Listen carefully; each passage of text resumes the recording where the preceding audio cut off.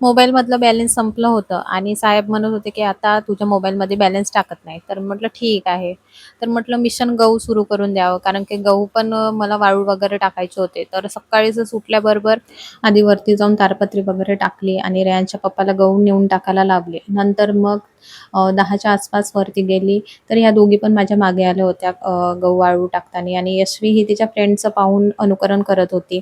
नंतर मला मागच्या वर्षीचे पण थोडेसे गहू होते 1-2 कुडं, तर मग ते निवडून ठेवायचे होते, ते निवडले. दुपारला आणखी वरती गेली आणि एक हात फिरवून घेतला गव्हावर.